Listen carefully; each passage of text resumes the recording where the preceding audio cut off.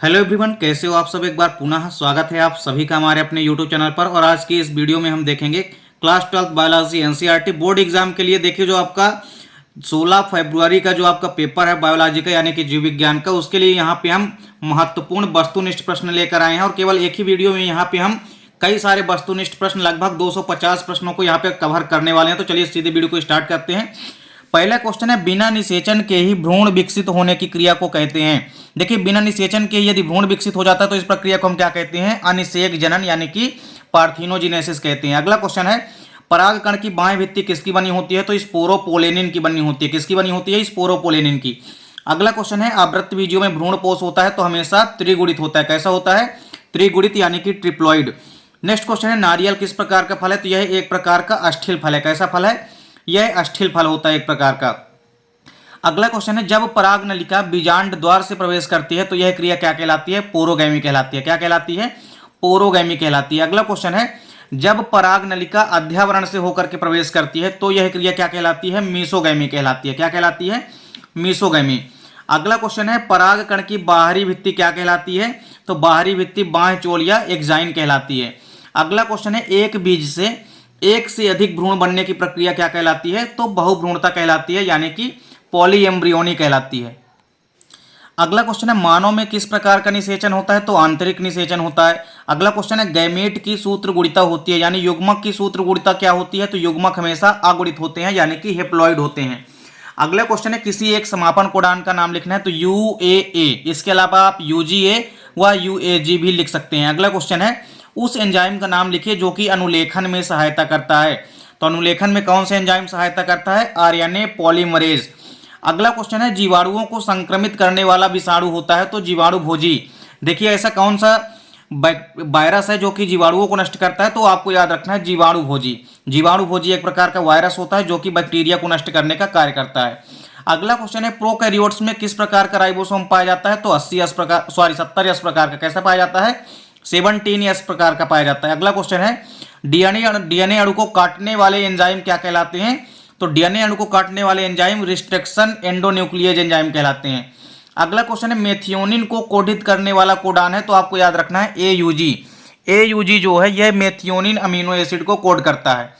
अगला क्वेश्चन है, राइबोसोम के अंदर पाए जाने वाले आरएनए को हम क्या कहते हैं? तो राइबोसोमल आरएनए कहते हैं। क्या कहते हैं? Ribosomal RNA.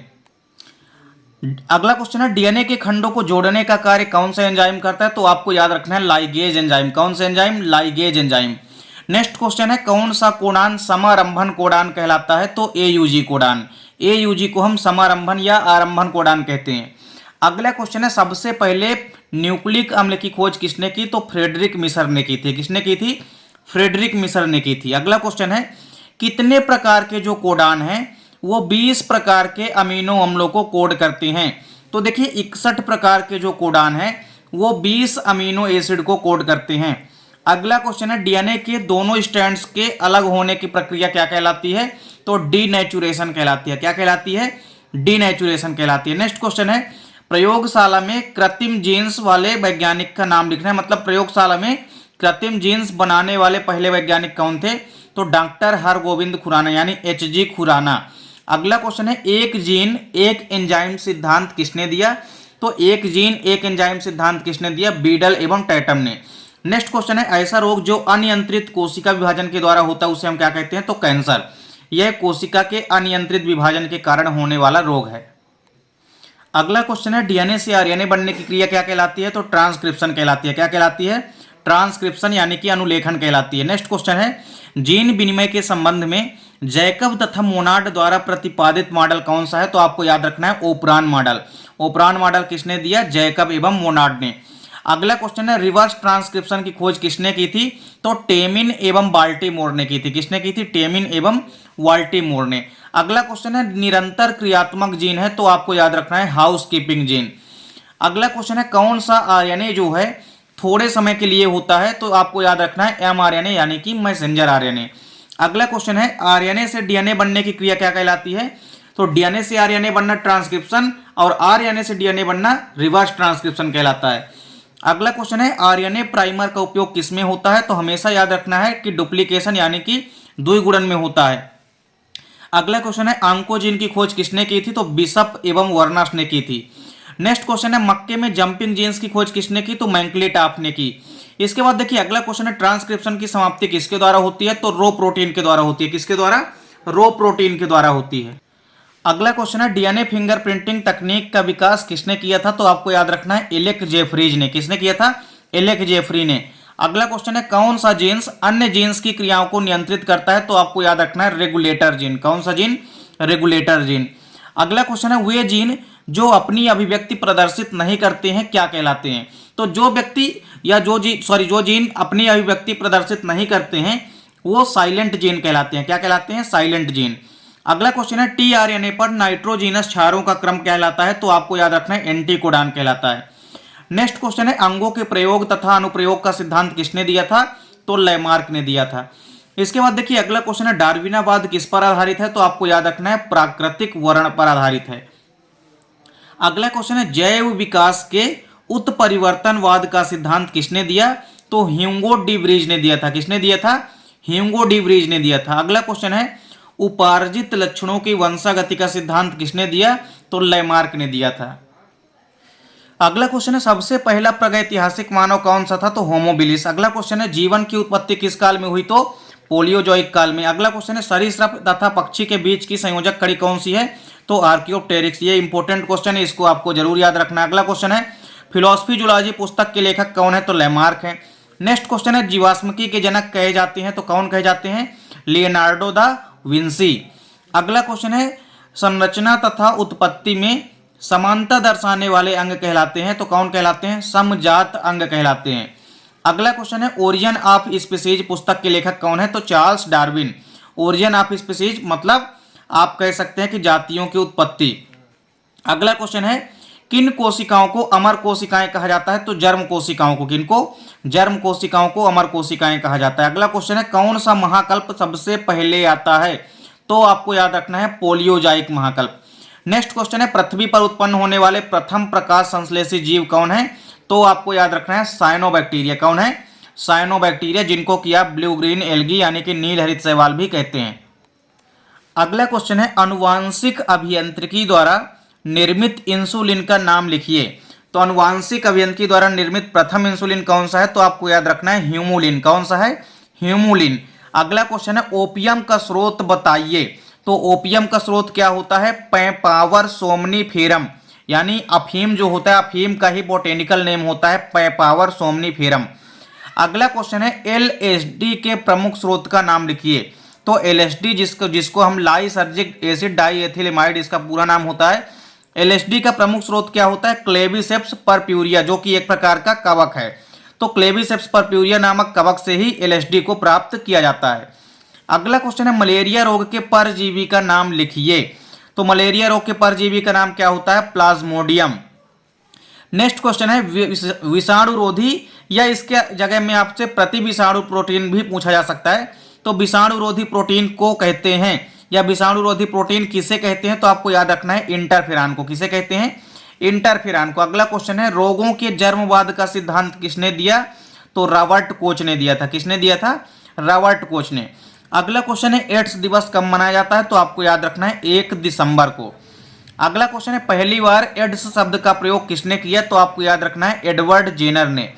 नेक्स्ट क्वेश्चन है कीमोथेरेपी से किस रोग का उपचार किया जाता है? तो आपको याद रखना है कैंसर रोग का उपचार। अगला क्वेश्चन है भ्रूण की आकारिकी असामान्यताओं का अध्ययन क्या कहलाता है? तो आपको याद रखना है टीरेंटोलॉजी। क्या कहलाता है? भ्रूण की आकार की यानी कि मार्फोलॉजिकली जो असामान्यताएं होती है उनका अध्ययन टीरेंटोलॉजी कहलाता है। नेक्स्ट क्वेश्चन है हिपेटाइटिस रोग किसके कारण होता है? तो वायरस यानी कि विषाणु के द्वारा होता है। अगला क्वेश्चन है प्लेग का टीका किस वैज्ञानिक ने विकसित किया? तो डॉक्टर हॉपकिंस ने। नेक्स्ट क्वेश्चन है कौन सा कैंसर रक्त कैंसर कहलाता है? तो आपको याद रखना है ल्यूकीमिया। कौन सा कैंसर? ल्यूकीमिया को ही हम ब्लड कैंसर या रक्त कैंसर कहते हैं। अगला क्वेश्चन है गोनेरिया रोग किसके कारण होता है? तो आपको बताना है निसेरिया गोनेरी नामक जीवाणु के द्वारा। अगला क्वेश्चन है टाइफाइड रोग किस जीवाणु के द्वारा होता है? तो ये साल्मोनेला टाइफी नामक जीवाणु के द्वारा होता है। नेक्स्ट क्वेश्चन है वायरस की खोज किसने की थी? तो आपको याद रखना है इवानोवस्की ने की थी। किसने की थी? इवानोवस्की ने की थी। अगला क्वेश्चन है बीटी कार्टन किसके प्रतिरोधी हैं? तो तो आपको याद रखना है यह कीटों के प्रतिरोधी हैं। किसके? कीटों के। अगला क्वेश्चन है यीस्ट का उपयोग किसके उत्पादन में होता है?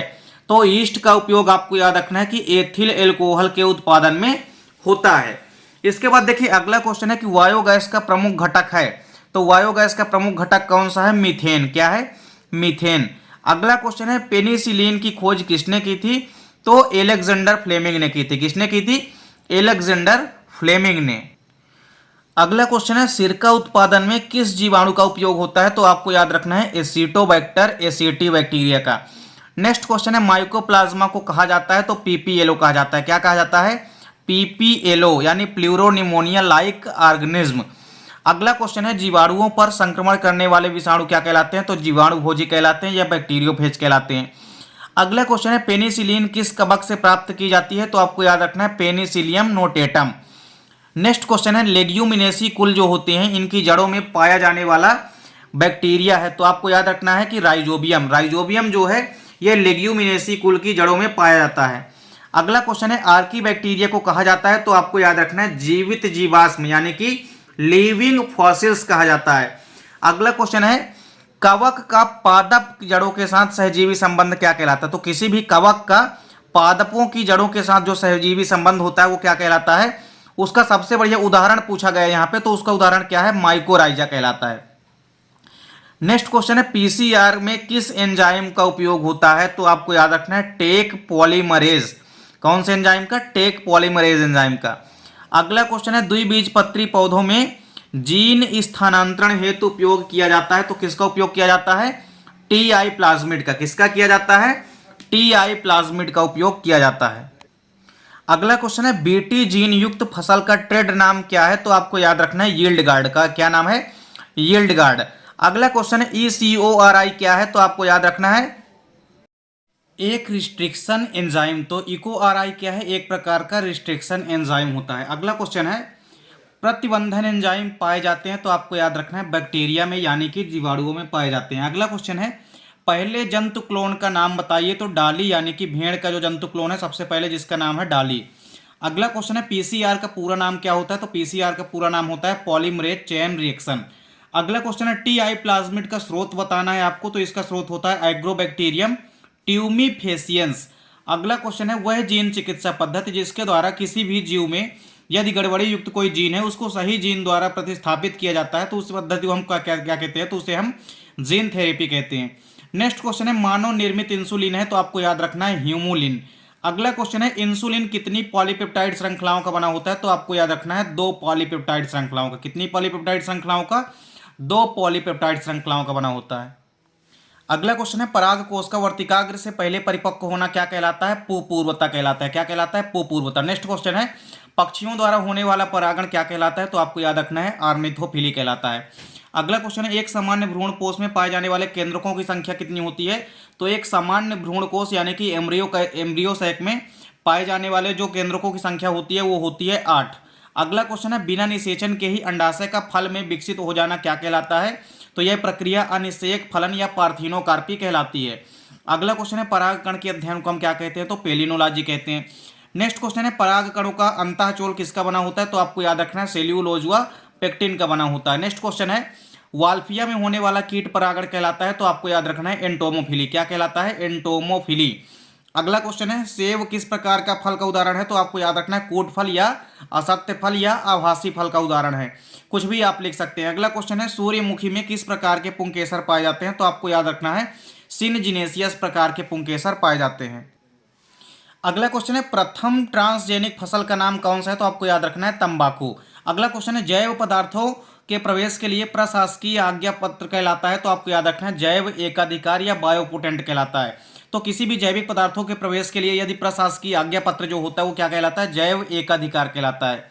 अगला क्वेश्चन है मानव निर्मित अन्न कौन सा है? तो आपको याद रखना है ट्रिटिकेल। नेक्स्ट क्वेश्चन है सुनेरा 64 और लर्मारोजा 64 ये किस पादप की प्रजातियां हैं? तो आपको याद रखना है गेहूं की। नेक्स्ट क्वेश्चन है प्रथम या आपको बताना है पहला ट्रांसजेनिक जंतु कब पोटेंट हुआ? तो आपको याद रखना है 1889 में। नेक्स्ट क्वेश्चन है स्टेम सेल किस प्रकार की जैविक कोशिकाएं हैं? तो यह अविभेदित कोशिकाएं होती है। नेक्स्ट क्वेश्चन है फ्लावर सार किसकी ट्रांसजेनिक किस्म है? तो टमाटर की। अगला क्वेश्चन है वे जीव जो किसी दूसरे जीव से प्राप्त जीन को धारण करते हैं क्या कहलाते हैं? तो आपको याद रखना है कि वे ट्रांसजीव या ट्रांसजेनिक जीव कहलाते हैं। अगला क्वेश्चन है बीटी बिस प्रोटीन किसके द्वारा उत्पन्न होता है? तो आपको याद रखना है बैसिलस थुरिंजिएंसिस के द्वारा। किसके द्वारा? बैसिलस थुरिंजिएंसिस के द्वारा। अगला क्वेश्चन है साल्विया में होने वाला कीट परागण कहलाता है? तो एंटोमोफिली कहलाता है। नेक्स्ट क्वेश्चन है सबसे लंबी वर्तिका व वर्तिकाग्र वाले पौधे का नाम लिखना है। तो मक्के के पौधे में सबसे लंबी वर्तिका व वर्तिकाग्र होती है। अगला क्वेश्चन है विश्व का सबसे बड़ा पुष्प कौन सा है? तो रेफ्लेसिया। अगला क्वेश्चन है निषेचन के बाद बीजांड परिवर्तित हो जाता है? तो आपको याद रखना है बीज में। अगला क्वेश्चन है अनिषेचित अंड से बीज का विकास क्या कहलाता है? तो एपोगेमी कहलाता है। नेक्स्ट क्वेश्चन है पौधे में निषेचन की खोज किसने की थी? तो स्ट्रासबर्गर ने की थी। अगला क्वेश्चन है अलैंगिक जनन की खोज किस अलैंगिक जनन में जनकों की संख्या आपको बतानी है। यहाँ पे पूछा गया कितनी होती है? तो अलैंगिक जनन में केवल एक ही जनक भाग लेता है। तो राइट आंसर हो जाएगा यहाँ पे एक। अगला क्वेश्चन है निषेचन के बाद अंडाशय बदल जाता है? तो आपको याद रखना है फल में। अगला क्वेश्चन है द्विनिषेचन की खोज किसने की? तो आपको याद रखना है नवास्टिन ने की थी। नेक्स्ट क्वेश्चन है वैलिसन एरिया में किस प्रकार का परागण होता है? तो आपको याद रखना है जल परागण होता है। अगला क्वेश्चन है चतुर्दीर्घी पुंकेसर पाए जाते हैं? तो आपको याद रखना है सरसों में यानी कि मस्टर्ड प्लांट में। अगला क्वेश्चन है किस अंग में कार्पस ल्यूटियम का निर्माण होता है? तो अंडाशय यानी कि ओवरीज में। अगला क्वेश्चन है एक अंडाणु के निर्माण में कितने ध्रुवकाय यानी कि पोलर बॉडी बनते हैं? तो एक अंडाणु जनन की प्रक्रिया में 3 पोलर बॉडी या ध्रुवकाय बनते हैं। नेक्स्ट क्वेश्चन है शिशु जन्म के समय किस हार्मोन्स का स्रावण होता है? तो आपको याद रखना है रिलैक्सिन हार्मोन्स का। नेक्स्ट क्वेश्चन है मानव में निषेचन कहाँ होता है? तो आपको याद रखना है मादा की अंडवाहिनी नाल यानी कि फैलोपियन ट्यूब में। अगला क्वेश्चन है युग्मनज यानी कि जाइगोट जो होता है इसकी सूत्र गुणिता क्या होती है? तो आपको याद रखना है युग्मनज या जाइगोट हमेशा द्विगुणित होते हैं। अगला क्वेश्चन है गर्भाशय की आंतरिक परत क्या कहलाती है? तो एंडोमेट्रियम कहलाती है। नेक्स्ट क्वेश्चन है वृषणों की उत्पत्ति भ्रूण के किस परत से होती है? तो आपको याद रखना है मध्यचर्म यानी कि मीसोडर्म से होती है। अगला क्वेश्चन है नर व मादा युग्मक के संलयन की क्रिया क्या कहलाती है? तो नर व मादक के युग्मक के संलयन की प्रक्रिया क्या कहलाती है? फर्टिलाइजेशन यानी कि निषेचन कहलाती है। अगला क्वेश्चन है रज चक्र का समाप्त होना क्या कहलाता है? तो रजोनिवृत्ति यानी कि मोनोपाउज कहलाता है। अगला क्वेश्चन है सर्टोली कोशिकाएं कहाँ पाई जाती है? तो आपको याद रखना है वृषण में पाई जाती है। नेक्स्ट क्वेश्चन है मनुष्य में 28 दिन के अंडाशय चक्र में जो अंडोत्सर्ग होता है वो किस दिन होता है? तो आपको याद रखना है 14वें दिन होता है। अगला क्वेश्चन है जाइगोट से मोरुला बनने की प्रक्रिया क्या कहलाती है या किस नाम से जानी जाती है? तो विदलन कहलाती है। अगला क्वेश्चन है हाथी की औसत गर्भकाल कितने दिन की होती है? तो आपको याद रखना है 641 दिन की होती है। नेक्स्ट क्वेश्चन है वृषण के किन कोशिकाओं द्वारा लिंग हार्मोन्स का स्रावण होता है? तो आपको याद रखना है लीडिंग कोशिकाओं द्वारा। किसके द्वारा? लीडिंग कोशिकाओं के द्वारा। अगला क्वेश्चन है कोलेंट्राम क्या है? तो यह प्रथम स्रावित दुग्ध होता है, जो प्रथम बार स्रावित दुग्ध होता है उसे हम कोलेंट्राम कहते हैं। अगला क्वेश्चन है सोमनीफेरस नलिकाएं कहाँ पाई जाती है? तो वृषण में पाई जाती है। नेक्स्ट क्वेश्चन है शुक्राणुओं का परिपक्वन कहाँ होता है? तो एपिडिडाइमिस में होता है। कहाँ होता है? एपिडिडाइमिस यानी कि अधिवृषण में। अगला क्वेश्चन है मनुष्य में भ्रूणीय झिल्लियों की संख्या कितनी होती है? तो 4 होती है। नेक्स्ट क्वेश्चन है पुरुषों की नसबंदी को क्या कहते हैं? तो वैसेक्टोमी कहते हैं। अगला क्वेश्चन है एड्स की जांच करने वाले टेस्ट को हम क्या कहते हैं? तो एलाइजा टेस्ट कहते हैं या एलिसा टेस्ट भी आप लिख सकते हैं। अगला क्वेश्चन है मानव जनसंख्या वृद्धि का सिद्धांत किसने दिया? तो आपको याद रखना है कि माल्थस ने दिया था। किसने दिया था? थॉमस आर माल्थस ने। अगला क्वेश्चन है महिलाओं की नसबंदी को हम क्या कहते हैं? तो ट्यूबेक्टोमी कहते हैं। अगला क्वेश्चन है कि भ्रूण के लिंग का परीक्षण की प्रक्रिया क्या कहलाती है? एम्नियोसेंटेसिस। मतलब भ्रूण के लिंग का परीक्षण की प्रक्रिया जो होती है वो एम्नियोसेंटेसिस के माध्यम से किया जाता है। अगला क्वेश्चन है अनुवंशिकी के जनक कौन है? तो आपको याद रखना है Gregor John Mendel. Next question है आधुनिक अनुवंशिकी के जनक कौन है? तो टीएच मॉर्गन। नेक्स्ट क्वेश्चन है अपूर्ण प्रभाविता का उदाहरण है? तो आपको याद रखना है मिराबिलिस जलापा। कौन है? मिराबिलिस जलापा। नेक्स्ट क्वेश्चन है मनुष्य में लिंग निर्धारण कौन से गुणसूत्र से होता है? तो आपको याद रखना है बाई गुणसूत्र के द्वारा। अगला क्वेश्चन है क्रोमोसोम या गुणसूत्र की खोज किसने की? तो आपको याद रखना है स्ट्रासबर्गर ने। किसने की थी? स्ट्रासबर्गर ने। अगला क्वेश्चन है भारत का पहला राष्ट्रीय उद्यान कौन सा है? तो आपको याद रखना है Jim Corbett national park. Next question है विश्व प्राणी दिवस कब मनाया जाता है? तो 3 अक्टूबर को मनाया जाता है। अगला क्वेश्चन है विश्व पृथ्वी दिवस कब मनाया जाता है? तो 22 अप्रैल को। अगला क्वेश्चन है वन संरक्षण अधिनियम कब लागू हुआ? तो आपको याद रखना है 1980 में। नेक्स्ट क्वेश्चन है कि पृथ्वी के फेफड़े के रूप में किसे जाना जाता है? तो आपको याद रखना है अमेजान वर्षा वनों को। अगला क्वेश्चन है वन्य जीव संरक्षण अधिनियम कब पारित किया गया? तो सन 1972 में। अगला क्वेश्चन है एड्स किस प्रकार का रोग है? तो आपको याद रखना है कि यह एक यौन संचरित रोग यानी कि सेक्सुअल ट्रांसमिटेड डिसीज है। अगला क्वेश्चन है कैंसर के लिए उत्तरदायी जीन्स को हम क्या कहते हैं? तो आपको याद रखना है ऑन्कोजीन कहते हैं। नेक्स्ट क्वेश्चन है परिवार नियोजन कार्यक्रम का नाम अब बदल करके क्या रख दिया गया? तो आपको याद रखना है परिवार कल्याण कार्यक्रम अब रख दिया गया है इसका नाम। अगला क्वेश्चन है अभयारण्य का आधुनिक नाम लिखिए। तो आपको याद रखना है शरण स्थल। नेक्स्ट क्वेश्चन है विश्व में सर्वाधिक जैव विविधता कहाँ होती है? तो आपको याद रखना है ब्राजील में। अगला क्वेश्चन है सामाजिक वानिकी कार्यक्रम कब प्रारंभ हुआ? तो यह 1976 में प्रारंभ हुआ था। अगला क्वेश्चन है पर्यावरण संरक्षण अधिनियम कब पारित हुआ, तो आपको याद रखना है 1986 में। नेक्स्ट क्वेश्चन है हरित क्रांति के जनक कौन है भारत में, तो आपको याद रखना है MS स्वामीनाथन।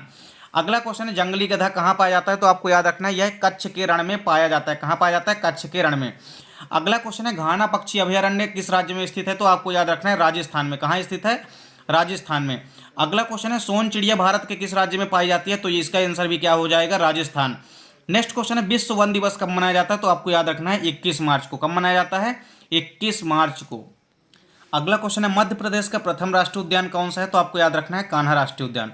अगला क्वेश्चन है पादप जीवाश्म राष्ट्रीय उद्यान कहाँ है, तो यह मंडला डिस्ट्रिक्ट में है। अगला क्वेश्चन है प्रोजेक्ट टाइगर में शामिल मध्य प्रदेश का प्रथम राष्ट्रीय उद्यान कौन सा है, तो कान्हा राष्ट्रीय उद्यान।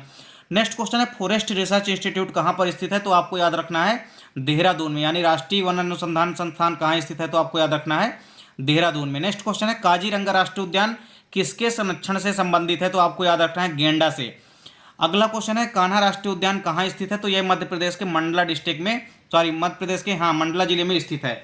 अगला क्वेश्चन है चिपको आंदोलन किस व्यक्ति से संबंधित है, तो आपको याद रखना है सुंदरलाल बहुगुणा। नेक्स्ट क्वेश्चन है भारत में, आपको बताना है भारत में गिर राष्ट्रीय उद्यान किसके लिए प्रसिद्ध है, तो आपको याद रखना है कि एशियाई शेरों के लिए। किसके लिए, एशियाई शेरों के लिए। अगला क्वेश्चन है रेड डाटा बुक किसके संरक्षण से संबंधित है, तो आपको याद रखना है कि विलुप्त प्राय प्रजातियों से संबंधित है। अगला क्वेश्चन है जल क्रमक प्रारंभ होता है तो कहाँ से प्रारंभ होता है, यह जल से प्रारंभ होता है। नेक्स्ट क्वेश्चन है मरुक्रमक प्रारंभ होता है तो कहाँ से प्रारंभ होता है, नग्न चट्टानों से प्रारंभ होता है। नेक्स्ट क्वेश्चन है रेतीली भूमि से यदि कोई अनुक्रमण प्रारंभ होता है तो उसे हम सैमोसियर कहते हैं। नेक्स्ट क्वेश्चन है कि एक पोषक स्तर से दूसरे पोषक स्तर में ऊर्जा का प्रवाह होता है तो सदैव 10% होता है। किसी भी आपसे पूछा गया कि परितंत्र में कवक तथा जीवाणु क्या कहलाते हैं, तो आप घटक कहलाते हैं। नेक्स्ट क्वेश्चन है ऊर्जा का 10% नियम किसने दिया, तो लिंडेमान ने दिया था। अगला क्वेश्चन है बहुत सी खाद्य श्रृंखलाओं के परस्पर जुड़ने के कारण निर्मित संरचना को कहते हैं, तो आपको याद रखना है खाद्य जाल यानी कि फूड वेब। अगला क्वेश्चन है जैव विविधता का संक्षिप्त, या आप ऐसा कह सकते हैं कि जैव विविधता शब्द का जो प्रयोग है सबसे पहले किसने किया, तो आपको याद रखना है बीजी रासोन ने। मतलब इनका पूरा नाम जो है वो होता है वाल्टर जी रोसेन। तो आपको वीजी रासेन याद रखना है, सबसे पहले इन्होंने जैव विविधता शब्द का प्रयोग किया। अगला क्वेश्चन है हमारे देश में बायोस्फीयर रिजर्व की संख्या कितनी है, तो 18 है। कितनी है, 18। अगला क्वेश्चन है पादप समुदाय के क्रमिक विकास को कहते हैं तो अनुक्रमण या सक्सेशन कहते हैं। नेक्स्ट क्वेश्चन है पादप अनुक्रमण की स्थायी अवस्था कौन होती है, तो ये होती है चरम अवस्था यानी कि क्लाइमेट स्टेज होती है। अगला क्वेश्चन है वन परितंत्र में ऊर्जा का पिरामिड सदैव बनता है, तो आपको याद रखना है कि कैसा बनता है ऊर्जा का पिरामिड, चाहे कहीं भी पूछे हमेशा आपको याद रखना है कि सदैव सीधा बनता है यानी कि स्ट्रेट बनता है। अगला क्वेश्चन है इकोसिस्टम यानी कि पारिस्थितिक तंत्र का प्रयोग सबसे पहले किसने किया, तो आपको याद रखना है एजी टेंसले ने। किसने किया था, एजी टेंसले। अगला क्वेश्चन है कि किसी भी वृक्ष के परितंत्र में जो जीव संख्या का पिरामिड होता है वो कैसे बनेगा, तो याद रखना है कि उल्टा बनेगा। कैसा बनेगा, उल्टा बनता है। अगला क्वेश्चन है किसी भी झील परितंत्र में जीव संख्या का पिरामिड कैसे बनता है, तो यहाँ पे आपको बताना है कि झील परितंत्र में जो जीव संख्या का पिरामिड है वो कैसे बनता है, हमेशा सीधा बनता है। तो यहाँ पे आप सीधा बना लेंगे। अगला क्वेश्चन है कि किसी भी अनुक्रमण जो है, तो अनुक्रमण शब्द का प्रयोग सबसे पहले किसने किया था, तो अनुक्रमण शब्द का प्रयोग हुल्ट ने किया था। सबसे पहले कब किया था, 1885 में। नेक्स्ट क्वेश्चन है बड़े पारिस्थितिक तंत्र को यानी किसी भी लार्ज इकोसिस्टम को हम क्या कहते हैं, तो आपको याद रखना है वायोम कहते हैं। क्या कहते हैं, वायोम कहते हैं। अगला क्वेश्चन है खाद्य श्रृंखला कितने प्रकार की होती है, तो आपको याद रखना है 3 प्रकार की होती है। अगला क्वेश्चन है जड़ रहित संवहनी पादप है तो कौन सा है, वाल्फिया। यह जड़ रहित संवहनी पादप है। अगला क्वेश्चन है कि अल्प विकसित संवहनी ऊतक पाए जाते हैं तो केवल और केवल हाइड्रोफाइटिक यानी कि जलोदभिद पादपों में पाए जाते हैं। अगला क्वेश्चन है वायवीय श्वसन मूले यानी न्यूमेटोफोर पाए जाते हैं, तो न्यूमेटोफोर आपको याद रखना है केवल और केवल दलदली यानी कि मैंग्रोव पादपों में पाए जाते हैं। अगला क्वेश्चन है फोटोफिलस पौधे का एक उदाहरण दीजिए, तो इसका सबसे बढ़िया एग्जाम्पल है सूर्यमुखी यानी कि सनफ्लावर। अगला क्वेश्चन है मानव जनसंख्या का अध्ययन क्या कहलाता है, तो डेमोग्राफी कहलाता है। नेक्स्ट क्वेश्चन है नागफनिक में जो फिल्लोक्लेड होता है यह किसका रूपांतरण यानी कि किसका मॉडिफिकेशन है, तो आपको याद रखना है यह स्टेम या तने का मॉडिफिकेशन है। अगला क्वेश्चन है आंशिक परजीवी पादप का एक उदाहरण लिखना है आपको, तो चंदन जो है यह एक आंशिक परजीवी पादप का एग्जाम्पल है। अगला क्वेश्चन है मूल पॉकेट किस पौधे में पाई जाती है, तो आपको याद रखना है इकॉर्निया यानी कि जलकुंभी में। नेक्स्ट क्वेश्चन है मृत्यु दर एवं जन्म दर का अनुपात क्या कहलाता है, तो आपको याद रखना है जैविक इंडेक्स। क्या कहलाता है, जैविक इंडेक्स। नेक्स्ट क्वेश्चन है लैंगिक द्विरूपता का एक उदाहरण दीजिए, तो इसमें आप मधुमक्खी लिख सकते हैं या इसके अलावा आप मानव भी लिख सकते हैं, दोनों आंसर यहाँ पे राइट माने जाएंगे। अगला क्वेश्चन है माइकोराइजा किसका उदाहरण है, तो आपको याद रखना है यह सहजीवी संबंध का उदाहरण है। नेक्स्ट क्वेश्चन है एक उभयचर पादप का नाम लिखना है, तो रेननकुलस, रेननकुलस आपको याद रखना है। नेक्स्ट क्वेश्चन है मृदा का अध्ययन क्या कहलाता है, तो मृदा का अध्ययन पीडोलॉजी यानी कि मृदा जनन कहलाता है। अगला क्वेश्चन है दो वनस्पति क्षेत्रों के बीच का संक्रमण प्रदेश क्या कहलाता है, तो इसे आपको याद रखना है इकोटोन कहते हैं। क्या कहते हैं? दो वनस्पति क्षेत्रों के बीच का जो संक्रमण प्रदेश होता है उसे हम इकोटोन कहते हैं। अगला क्वेश्चन है किन पौधों में मूल गोप का अभाव होता है, तो आपको याद रखना है हाइड्रोफाइट्स में यानी कि जलोदभिद पादपों में। अगला क्वेश्चन है मांसल होकर पत्ती नुमा संरचना धारक तने को हम क्या कहते हैं, तो इसको आपको याद रखना है पर्णकाय स्तंभ कहते हैं। नेक्स्ट क्वेश्चन है किसी एक जीव का पारिस्थितिक अध्ययन क्या कहलाता है, तो आपको याद रखना है ऑटो इकोलॉजी कहलाता है। क्या कहलाता है? ऑटो इकोलॉजी कहलाता है। अगला क्वेश्चन है किसी भी परितंत्र में जो ऊर्जा का प्रवाह होता है वो कैसे होता है, तो आपको बताना है कि सदैव एक दिशीय होता है। एनर्जी का फ्लो हमेशा केवल एक ही दिशा में होता है। अगला क्वेश्चन है पारिस्थितिक तंत्र में ऊर्जा का प्रमुख स्रोत कौन सा है, तो आपको याद रखना है सूर्य। या सूर्य से प्राप्त जो सौर ऊर्जा है, मतलब सूर्य जो है सबसे प्रमुख स्रोत है किसका? किसी भी इकोसिस्टम में ऊर्जा का प्रमुख स्रोत कौन है? सूर्य है। अगला क्वेश्चन है प्रथम परजीवी गाय कौन सी है, तो आपको याद रखना है रोजी। कौन सी है? रोजी। नेक्स्ट क्वेश्चन है सुपर बग किसे कहते हैं, तो आपको याद रखना है स्यूडोमोनास प्यूटिडा। अगला क्वेश्चन है सुनहरे चावल में कौन सा विटामिन प्रचुर मात्रा में पाया जाता है, तो आपको याद रखना है विटामिन ए। अगला क्वेश्चन है अंधत्व निवारण हेतु उपयोगी फसल कौन सी होती है, तो गोल्डन राइस। कौन सी होती है? Golden rice. नेक्स्ट क्वेश्चन है इंसुलिन की जो दोनों पॉलीपेप्टाइड चेन्स होती है ये आपस में किसके द्वारा जुड़ी होती है, तो आपको याद रखना है 3 सल्फाइड पुलों के द्वारा जुड़ी होती है। नेक्स्ट क्वेश्चन है स्पंजी जड़ें पाई जाती है, तो किसमें पाई जाती है? जलकुंभी में। अगला क्वेश्चन है पूर्ण मूल परजीवी पादप कौन सा है, तो रेफ्लेसिया। नेक्स्ट क्वेश्चन है मृतोपजीवी पादप का एक उदाहरण दीजिए, तो मोनोट्रोपा। अगला क्वेश्चन है धसे हुए रंध्र पाए जाते हैं किन पौधों में, तो आपको याद रखना है मरुद्भिदी पौधे यानी कि जीरोफाइटिक प्लांट में। अगला क्वेश्चन है मानव में कितने जोड़ी सहलग्नता समूह पाए जाते हैं, तो आपको याद रखना है 23 जोड़ी। नेक्स्ट क्वेश्चन है बाई क्रोमोसोम की खोज किसने की थी, तो स्टीवेंस ने की थी। अगला क्वेश्चन है ब्लीडर्स रोग का दूसरा नाम क्या होता है, तो राइट आंसर इसका हो जाएगा हीमोफीलिया। हीमोफीलिया को ही हम ब्लीडर्स रोग के नाम से जानते हैं। अगला क्वेश्चन है उस सिंड्रोम का नाम बताइए जिसमें डबल एक्स वाई लिंग गुणसूत्र हो जाते हैं, मतलब एक ही एक्स गुणसूत्र की वृद्धि हो जाती है, तो आपको याद रखना है क्लीनीफेल्टर सिंड्रोम। अगला क्वेश्चन है कि मेंडल के स्वतंत्र अपव्यूहन नियम का अपवाद कौन सा है, तो आपको याद रखना है सहलग्नता यानी कि लिंकेज। अगला क्वेश्चन है लिंग सहलग्नता के लिए मॉर्गन ने किस पर अध्ययन किया था, तो आपको याद रखना है ड्रोसोफिला मक्खी पर। किस पर? ड्रोसोफिला पर। अगला क्वेश्चन है संतान एवं रेसिसिव पेरेंट्स के बीच के जो क्रॉस होता है उसको हम क्या कहते हैं, तो किसी भी संतान और रेसिसिव पेरेंट्स के बीच यदि क्रॉस होता है तो उसे हम टेस्ट क्रॉस कहते हैं। अगला क्वेश्चन है एक संकर क्रॉस का जीनोटाइप अनुपात क्या होता है, तो सदैव याद रखना है 1:2:1 होता है।